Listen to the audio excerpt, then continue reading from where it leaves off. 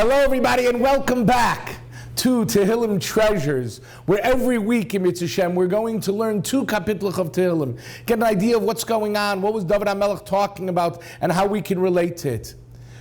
We are sponsored by 2 exceptional organizations every week. The first is Chazaq.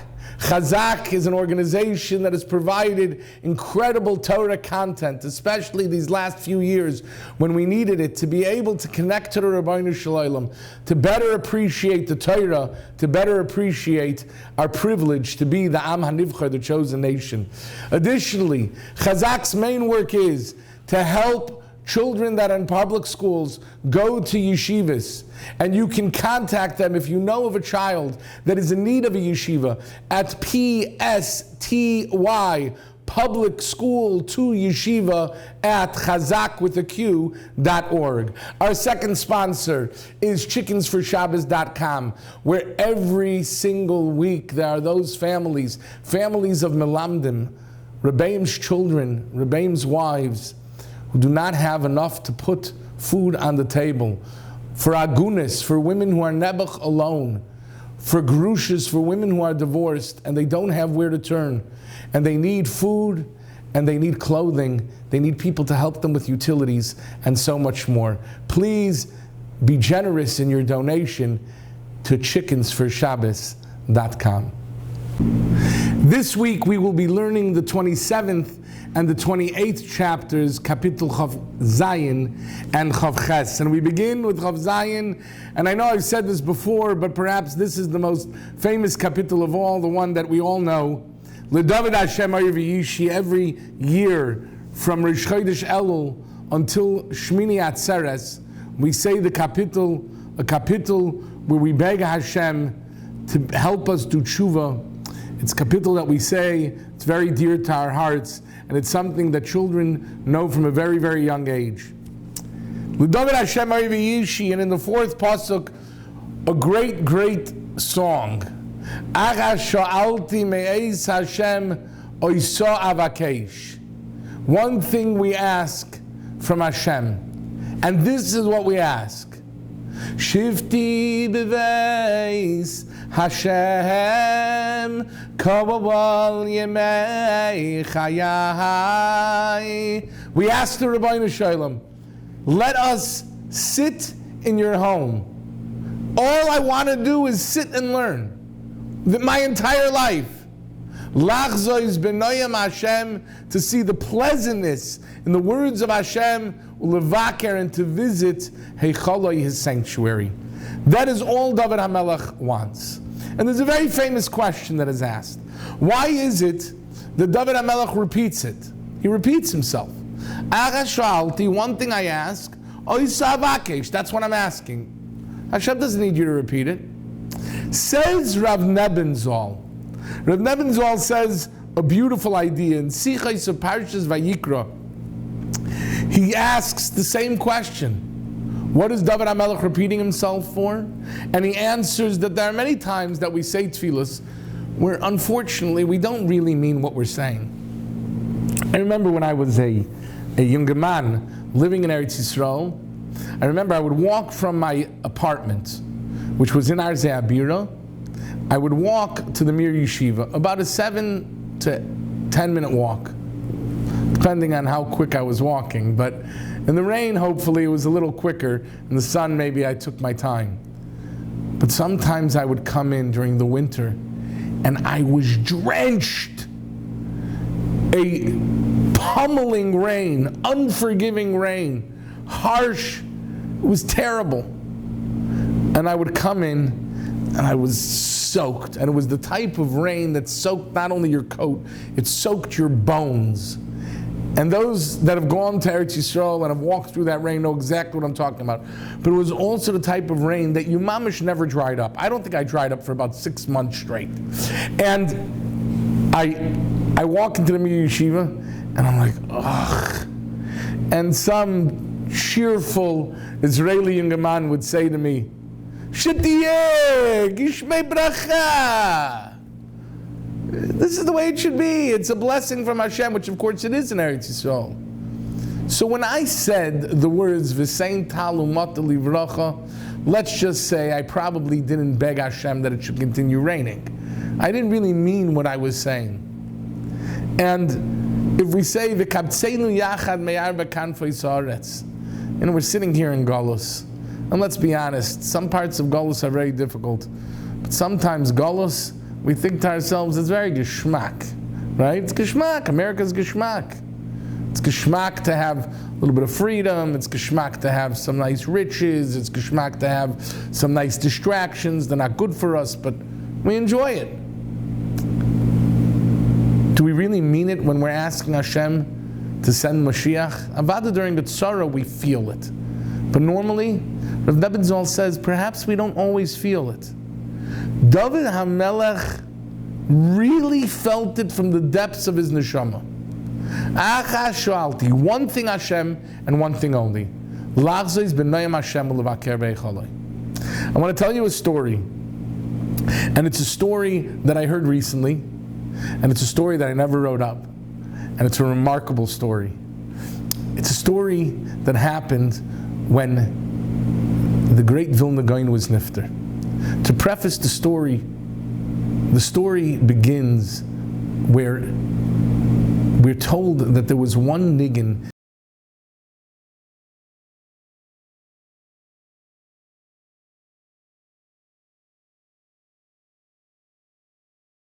200 years in time. It was Yud Tes Tishrei, the day the Vilna Gaon was nifter. And his Talmidim came from all over, and there was no time for them to go back for Simchas Torah. So Simchas Torah they had to spend in Vilna. They were broken beyond measure. You can imagine the Gaon was the greatest tzaddik in hundreds of years. And for the Gaon to be nifter, Reb Chaim Volozhiner got up by Hakafis and he saw nobody was interested in dancing. So he said, Rabbi Yisai, where is the Rebbe right now? Where is the Gaon? And they started to cry. He says, don't cry. Tzadikim yoishiv v'atrisayim b'rosheim v'nehenim miziv hashchina. The Rebbeinu Shalom is sitting with the Gaon right next to him. And I want to tell you a conversation that the Gaon had with the Rebbeinu Shalom. The Rebbeinu Shalom was sitting there and the Gaon asked the Rebbeinu Shalom, I want to go back down. Rebbeinu Shalom said, absolutely not, your time is up. And he said, Rebbeinu Shalom, I will be mevater on my olam haba, I want to go down and learn a blot of Gemara. And the Rebbeinu Shalom said, your time is up. And he says, Rebbeinu Shalom, I will go down like Nachum Ish Gamzu. No arms, no legs. I just want to learn one daf of Gemara. And the Rebbeinu Shalom said, no. And the Gaon understood that Toiv Kelev Chai Min Ha'ari Ameis. A live dog is better than a dead lion. And the Gaon wanted to go down and learn, but he couldn't anymore because he was dead. He might have been the Gaon, but he was no longer alive. And Reb Chaim Volozhiner said, Talmidim, you have to understand that the Gaon knew that although Olam Haba is gewaldig, there's something better. And right there and then, Reb Chaim Volozhiner looked out at the Talmidim and he said, the Gaon understood, Olam Haba is a gute Zach, learning Torah is a besser Zach, varfavek jeden Yoch, learning Torah noch and noch. Olam Haba is a gute Zach. Olam Haba is a wonderful thing. Learning Torah is even better. That's the niggin they sang by Reb Chaim Kanievsky's Chasana. No other. Because learning Torah, David HaMelech knew, Achashalti. It's the only thing in the world that I want. Nothing else. We move on to Kapitel Chav Ches. And in Kapitel Chav Ches, we're searching for inner strength and the ability to cope with adversity in the most trying of times. And for that you need Koyach, Gematria Chav Ches, Gematria 28.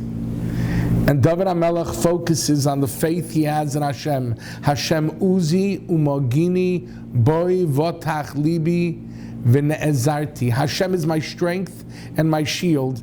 In Him my heart trusted, and I was helped.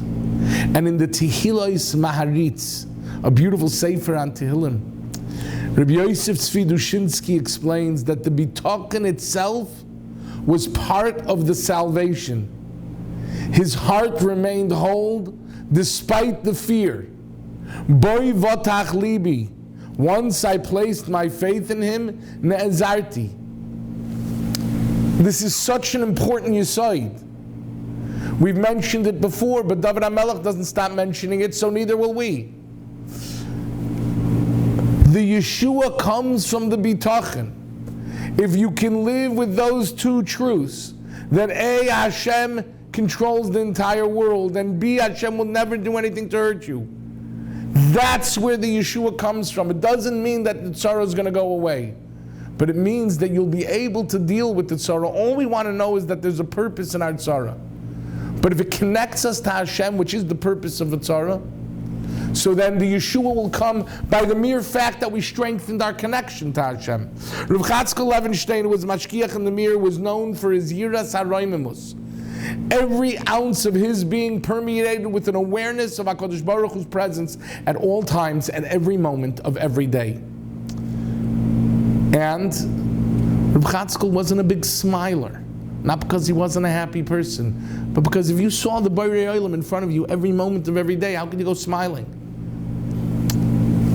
One time a Talmud entered his room and he sees Rav Chazaq smiling.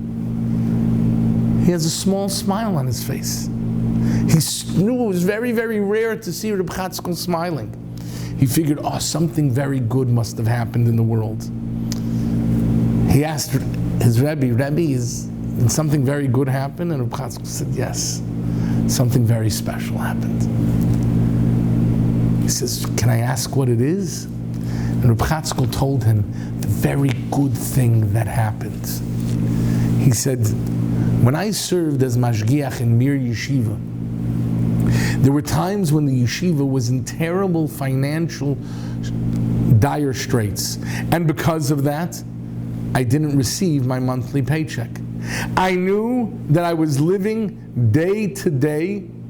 I trusted that Hashem would give me food for tomorrow, even though I had no idea where it was going to come from. But when I became mashkiach in Ponovich, I started to get a paycheck every single month, and I was paid better than I was in the Mir. And because of that, I appreciated the money, but I felt like my bitachon was lacking. Now, Baruch Hashem, 8 months have passed since I got my last paycheck. And since 8 months have passed, Baruch Hashem, I've incurred heavy debts. Baruch Hashem, my bitachon has been strengthened. I know that the Yeshua is going to come because he understood, Boi votach libi v'ne'ezarti. Once the bitachon has come, once I feel connected more to HaKadosh Baruch Hu, now I've been helped, and now I can smile. Until next time, Emetz Hashem, be well.